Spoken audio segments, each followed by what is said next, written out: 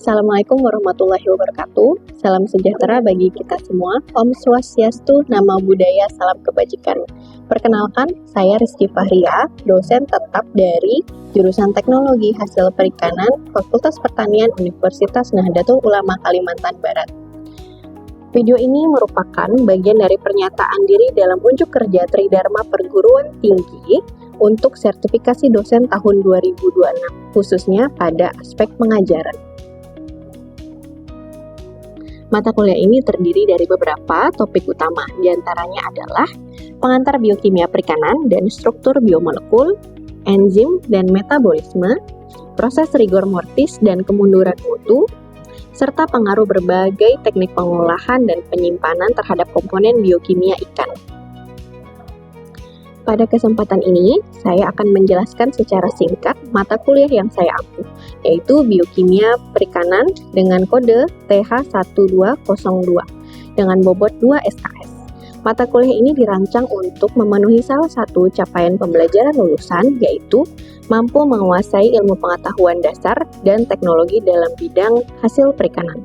Kemudian, capaian pembelajaran mata kuliah yang ditekankan adalah kemampuan mahasiswa dalam menganalisis struktur biomolekul utama, jalur metabolisme organisme, serta perubahan biokimiawi ikan pasca mortem dan pengaruh pengolahan. Sistem penilaian yang saya terapkan terdiri dari 10% kehadiran, 20% tugas, 30% untuk ujian tengah semester, dan 40% ujian akhir semester. Pembelajaran ini dilaksanakan dengan model self-directed learning melalui ceramah interaktif, diskusi kelas, serta tanya jawab. Saya juga menggunakan berbagai platform digital untuk mendukung proses pembelajaran, seperti Si Akad Unu Kalbar, Google Classroom, Google Meet, dan aplikasi Wayround. Selanjutnya, Anda akan menyaksikan cuplikan proses pembelajaran saya bersama mahasiswa teknologi hasil perikanan pada sesi ketiga yang membahas tentang struktur dan fungsi biomolekul karbohidrat, protein, dan lipid.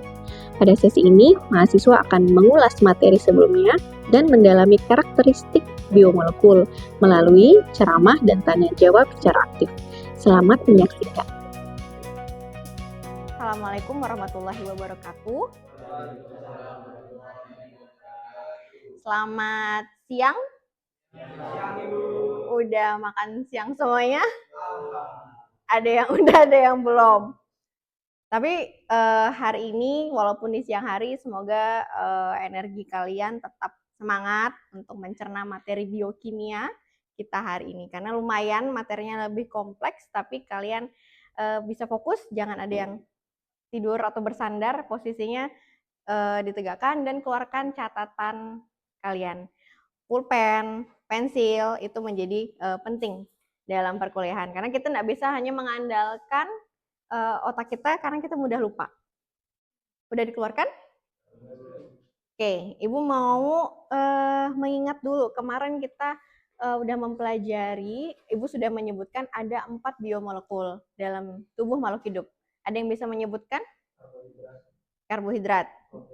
Protein, oke, stop 2, thank you Basri. Kemudian yang lain Ibu minta dari ini, lemak, asam nukleat, oke, ada 4 ya. Jadi itu yang harus kalian pahami dan ingat benar-benar bahwa ada 4 biomolekul. Nah, hari ini kita akan mengenal lebih dalam tentang, tapi kita fokus ke 3 biomolekul, yaitu karbohidrat, protein, dan lipid. Karena ini yang banyak berkaitan dengan kalian. Oke, kemudian kita lanjutkan ke capaian pembelajaran mata kuliah, yaitu mahasiswa mampu menjelaskan struktur dan fungsi dari karbohidrat, lipid, dan protein. Jadi yang kalian perlu pahami di materi kali ini adalah struktur dan fungsinya. Kemudian luaran pembelajarannya adalah mahasiswa mampu menjelaskan struktur dan fungsi. Jadi ketika sudah nanti Ibu akan memberikan kalian ujian, itu akan berkaitan dengan struktur dan fungsinya dari karbohidrat, lipid, dan protein. Oke, ini kemarin kita udah sedikit membahas tentang protein.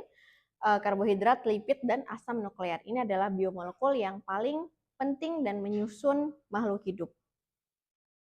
Oke, nah kita lanjut. Karbohidrat. Berdasarkan klasifikasinya ada berapa? Kemarin ada Ibu bahas kan? Ada 3. Yang pertama monosakarida, disakarida, kemudian polisakarida. Nah, sekarang kalian coba kasih contoh dalam kehidupan sehari-hari monosakarida. Mungkin dari Dandi? Contoh monosakarida. Kemarin kan Ibu ada memberikan contoh yaitu ada glukosa, fruktosa. Nah, di mana glukosa dan fruktosa ini terkandung di bahan alam? Tebu. Oke, kemudian kalau fruktosa? Kemarin Ibu ada menyebutkan juga apa? Buah-buahan, benar. Jadi glukosa itu ada yang di tebu, kemudian kalau fruktosa di buah-buahan. Jadi masing-masing bahan alam itu memiliki jenis yang berbeda, baik itu monosakaridanya, disakarida, dan polisakarida. Oke, kita lihat lebih jelas. Nah, kemarin baru sekilas, tapi ini lebih jelasnya lagi. Ini adalah bentuk atau susunan di dalam sel. Sel tubuh kalian kemarin kan ada pengamatan sel kan? Nah, di sini ada lapisan membran selnya. Lapisan membran sel ini juga terdiri dari karbohidrat, tapi bukan yang kalian lihat kayak nasi. Kan mindset kalian adalah karbohidrat itu nasi atau apapun yang kita makan. Tapi dalam tubuh kalian sendiri itu ada yang namanya karbohidrat. Nih yang kalau dia ada gliko, itu artinya dia karbohidrat. Ada kayak glukosa, nah itu dari kata yang sama. Itu adalah gambar struktur dari glukosanya. Itu gula sederhana yang menjadi bahan bakar atau bahan energi di dalam tubuh kalian. Jadi kalau kita semakin jelas ke dalam, yang dimaksud dengan glukosa itu adalah molekul kecil yang bisa masuk ke dalam sel kalian. Jadi itulah yang menjadi bahan bakar menjadi energi. Nah, dia akan diproses ini glukosa, kemudian masuk dalam proses metabolisme menjadi dalam proses glikolisis menjadi ATP. Jadi kalau di dalam tubuh kalian itu kan kalau energi bensin kan ya bensin gitu kan. Tapi kalau dalam tubuh kalian atau tubuh makhluk hidup nilai energinya itu disebut dengan ATP. Jadi semakin banyak kalian mengonsumsi makanan, energi itu akan dikonversi menjadi ATP atau adenosin trifosfat. Itu juga merupakan bagian dari jenis karbohidrat dan yang saling menyatu lah nanti kita lihat. Nah ini adalah monosakarida yang terjadi beberapa reaksi. Ini ada glukosa yang paling intinya, tapi ternyata glukosa itu ada 2 jenis.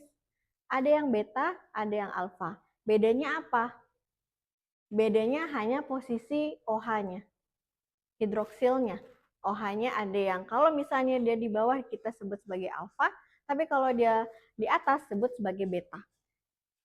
Dari satu molekul inilah dia kemudian menjadi molekul yang tadi menjadi disakarida dan polisakarida. Tapi ketika ini berbeda, maka kan susunannya akan berbeda.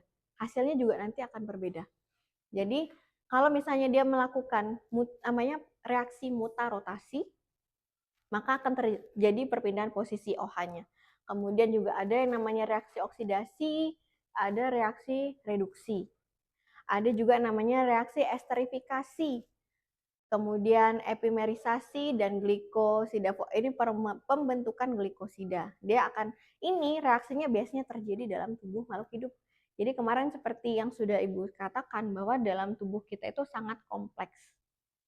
Sangat teratur karena sedetail ini. Jadi yang bisa masuk ke dalam sel itu hanya jenis yang glukosa. Karena yang di dalam otak kita pun, otak ini menggunakan energinya glukosa. Makanya ketika kalian banyak belajar, itu memang membutuhkan atau kalian udah lama belajar terus tiba-tiba lapar. Emang itu reaksinya. Karena membutuhkan glukosa. Oke. Nah, ini adalah jenis-jenis dari karbohidrat. Yang pertama kan kemarin monosakarida, kemudian ada disakarida, dan selanjutnya nanti polisakarida. monosakarida. Oke, monosakarida. Kemarin baru sedikit kan Ibu sebutkan, tapi sebenarnya dia ada banyak. Ada yang kategorinya ada 2. Ada yang kategori aldosa, ada yang kategorinya ketosa. Apa perbedaannya? Coba kalian lihat dari strukturnya. Kira-kira apa bedanya? Dia ada rangkap 2-nya, CO. Nah, ini adalah gugus keton namanya. Jadi itu perbedaan utamanya. Jadi sebenarnya kan kemarin sudah Ibu bilang kalau kita membayangkan monosakarida itu sebagai Lego. 1 Lego, 2 Lego. Nah, itu berbagai warna-warni Lego sama kayak glukosa juga seperti itu. Monosakarida juga seperti itu. Ada yang namanya aldosa dari aldehid, tapi juga ada yang keton, ketosa. Jadi di sini ada rangkap 2, tapi kalau di sini kan tidak ada. Jadi dari sini udah terklasifikasikan menjadi 2. Kemudian kalau yang glukosa ternyata dia masuk yang ke aldosa, bukan yang ketosa. Kemudian ini juga ada berbagai macam yang lain ya.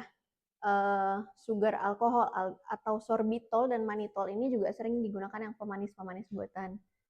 Nah, di sini itu juga termasuk dalam monosakarida.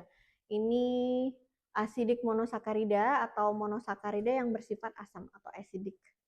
Kemudian asetil gluaminosugar yang ini artinya asetilasi aminosugar.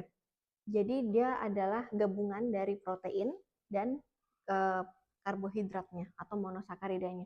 Jadi di dalam tubuh kita atau makhluk hidup semuanya itu tidak berdiri satu persatu. Mereka akan saling berikatan, baik itu menjadi berikatan dengan ini contohnya berikatan dengan protein ya, atau ikatan amina. Tapi dia juga ada yang berikatan nanti dengan lipid. Oke, sampai sini ada yang mau ditanyakan dulu enggak? Kalian harus memahami bahwa memang ada yang namanya monosakarida, glukosa. Jadi kalian tuh udah harus paham, oh ketika nyebutin karbohidrat, enggak semuanya itu tentang nasi. Tapi ada yang namanya gula-gula lain yang wujudnya berbeda-beda. Tapi itu tetap karbohidrat. Makanya yang ketika kalian makan pun, walaupun kalian makan berbagai macam, tapi selama itu masih dalam dominannya karbohidrat, maka yang kalian masukkan ke dalam tubuh dominannya adalah karbo. Oke. Ternyata dari monosakarida tadi, atau kita sebut Lego-Lego tadi, dia akan tersusun menjadi polisakarida yang sangat kompleks.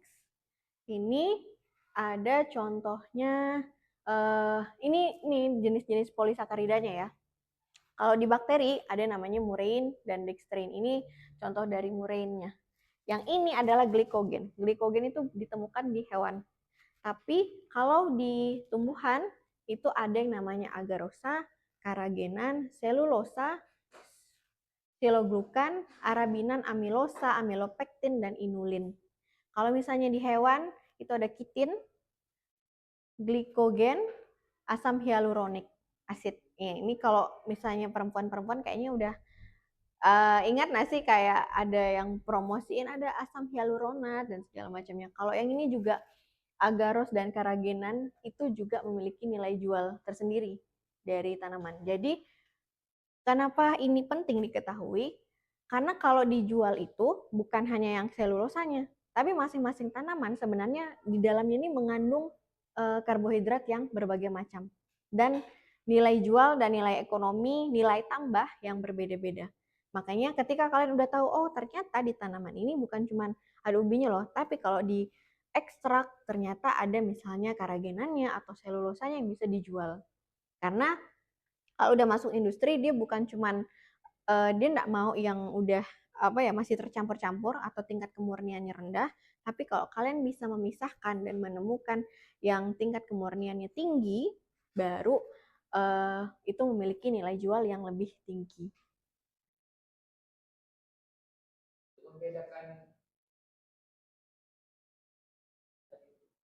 Monosakaridanya aldosa. Ini bahasa Inggris karena dia berada di sini disebutlah ketosa. Tapi kalau di sini kan enggak ada nih yang rangkap 2, ikatan rangkap 2. Tapi dia rangkap tunggal, kemudian ya rangkap tunggal aja di sini. Tapi berbeda-beda dari penyusunannya, angkanya itu berbeda-beda. Kayak OH-OH-nya ini ada yang OH-nya di sini ada yang ada, dan perputarannya.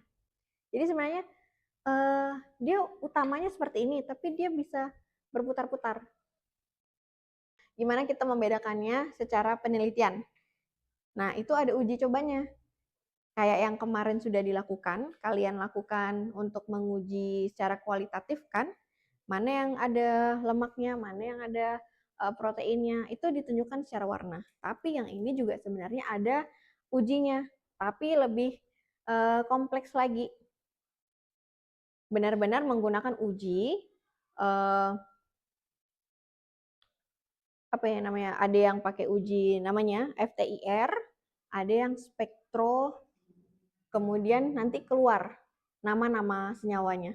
Jadi kalian masukkan senyawanya, nanti akan keluar. Itu biasanya digunakan di untuk mendeteksi ini di kepolisian forensik. Nah, itu bakal kelihatan tuh nama-nama senyawanya. Tapi alat itu, jadi harus pakai alat untuk mendeteksi ini secara benar. Tapi ini adalah hasil penelitian bahwa memang ada yang namanya perbedaan, yaitu aldosa ketosa. Tapi kalau mau lihat secara real itu harus di dalam lingkup penelitian di lab dan menggunakan alat. Jadi kita nggak bisa kayak nebak-nebak kayak gimana kan, kalian cuma kasat mata kan melihatnya, nggak bisa langsung strukturnya kelihatan, enggak, tapi yang dilihat juga sifat-sifatnya berbeda. Kadang ini tingkat kemanisannya juga berbeda-beda antara galaktosa, manosa, glukosa itu semuanya berbeda. Jadi karena struktur, jadi kan kalau di dalam biologis itu struktur menentukan apa? Menentukan fungsi, menentukan sifat dan karakteristiknya. Kalau cuman tadi kan kita lihat ya, ini cuman berbeda posisi OH-nya, itu udah berbeda karakteristiknya. Sama apalagi kalau dia perbedaannya antara aldosa dengan ketosa, tentu itu ya sangat berbeda karakteristiknya. Dan kita temukannya juga di tempat-tempat yang berbeda. Nah, kalau misalnya di laktosa ya khusus ada di susu sapi, kemudian kalau ini ada di maltosa, dan ini sukrosa biasanya ada di pati, tanaman-tanaman juga di situ. Kalian harus memahami perbedaan antara sel hewan, sel manusia, ya sel hewan, sel tumbuhan, dan sel bakteri. Tapi secara garis besar sebenarnya komponen dari sel itu sama. Mau dia sel manusia, hewan, bakteri itu sebenarnya sama. Apa yang membedakan? Hanya sedikit atribut-atribut yang ditambahkan. Kalau sel itu dia paling utama punya yang namanya nukleus. Nah, kalau nukleus ini dia menyimpan yang namanya materi genetik. Bisa DNA, bisa RNA. Itu wajib dimiliki makhluk hidup. Jadi mau itu hewan, mau itu tumbuhan, pasti memiliki. Nah, kemudian yang kedua, dia juga ada yang namanya mitokondria. Disinilah glukosa kalian itu diproses menjadi energi. Jadi masing-masing tuh punya tugasnya. Bulat-bulatan, kemudian dia likuk-likuk, itu ada tujuannya, ada fungsinya masing-masing. Kalau misalnya nukleus itu adalah fungsi materi genetiknya. Pada saat dialah yang memerintah sel ini, oke, kita mau mengambil makanan, ambil. Oke, ini harus ada. Tapi perintahnya itu bergerak menggunakan yang namanya senyawa-senyawa kimia. Jadi dia akan mengirimkan sinyal-sinyal kimia. Nah, kayak gitu cara tubuh kalian tuh bekerja di tingkat sel.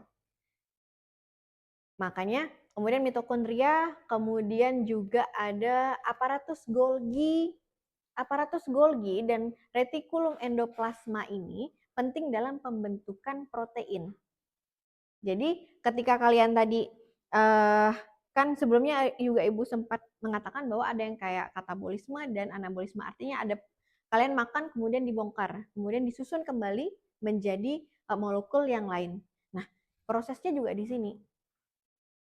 Jadi ditangkap energinya, kemudian kita mau memproduksi protein-protein tertentu kan kalian menjadi tinggi itu kan karena ada yang bertambah kan. Nah, itu bukan tiba-tiba menjadi apa tuh namanya? Nasi nempel di kalian kan enggak. Kalian menjadi tumbuh kan karena glukosa nih yang disusun kembali. Tulang-tulang kalian disusun kembali. Kemudian menyusun sampailah kalian menjadi besar sekarang, menjadi tinggi. karena prosesnya itu ada di dalam sel. Tapi kalau dalam tumbuhan, selain tadi memiliki nukleus, mitokondria, retikulum endoplasma, aparatus Golgi, dan vakuola, itu juga wajib dimiliki sel.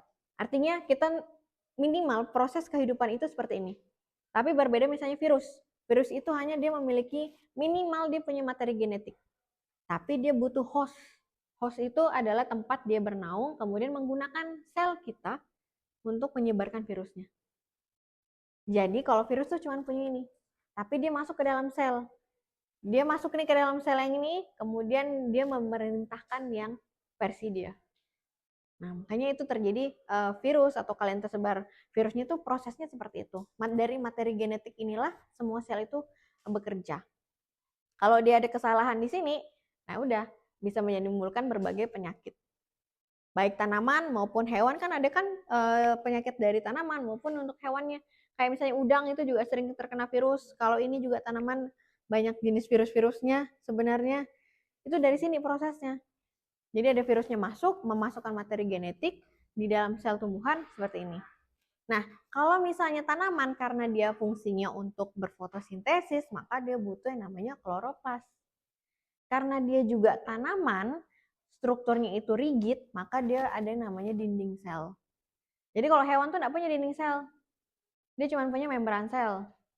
Nah, kalau tanaman karena dia bentuknya sangat kaku, nah jadi kalian tahu kenapa tanaman itu kaku, karena dia memiliki yang namanya dinding sel. Dari sini semuanya terjadi. Nah, di dalam dinding sel inilah yang tersusun dari selulosa. Itu adalah polisakarida. Seperti ini susunannya. Lembaran, kemudian dia sangat kaku. Berbeda dengan kalau yang tadi mana teh? Polisakarida.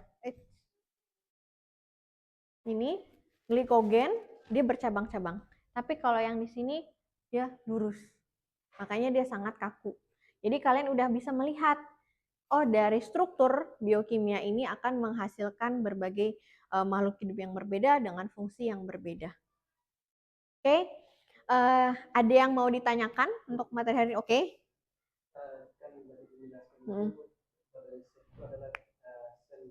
Tumbuhan sama sel manusia itu sama aja. Cuman bedanya dari nukleus.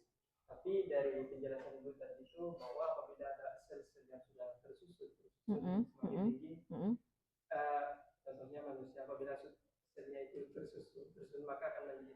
Dan sebagian besar itu kan bu manusia ada sebagian yang rendah. Itu faktornya dari apa? Maksudnya? Faktornya dari selnya atau dari apanya? Maksudnya manusianya tidak bertumbuh dengan maksimal, atau itu bisa juga terjadi di tanaman.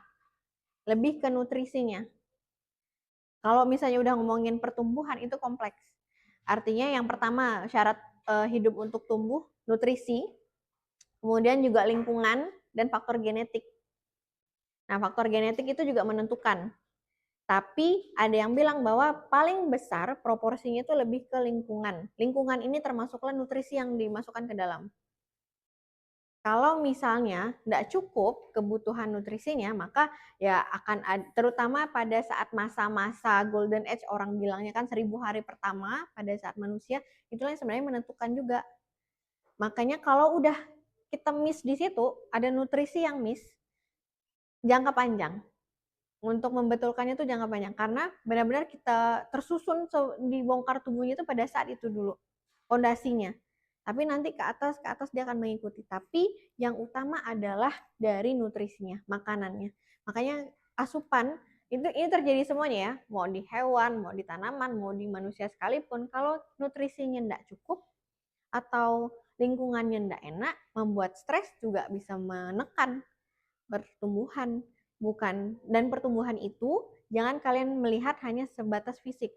Mental juga itu bertumbuh dan berkaitan. Jadi kalau misalnya tanaman, kan ada sampai yang bilang tanaman itu harus diajak bicara misalnya. Karena itu benar.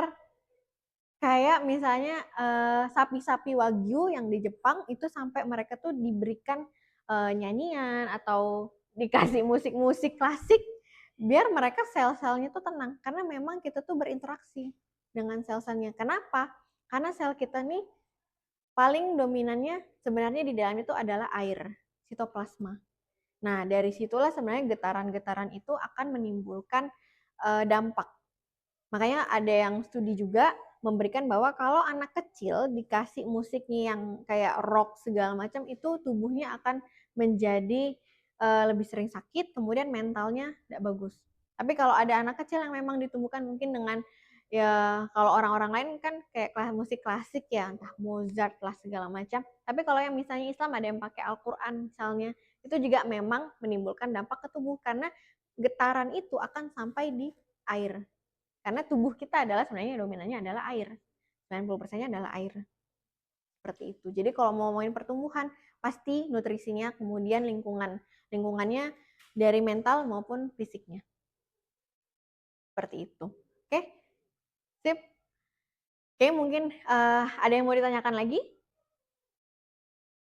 Tidak ada. Jadi kita rekap dulu. Mungkin yang pertama tadi adalah biomolekulnya ada berapa? 4. Yang pertama, karbohidrat, protein, lemak, asam nukleat. Kemudian kalau misalnya karbohidrat terbagi menjadi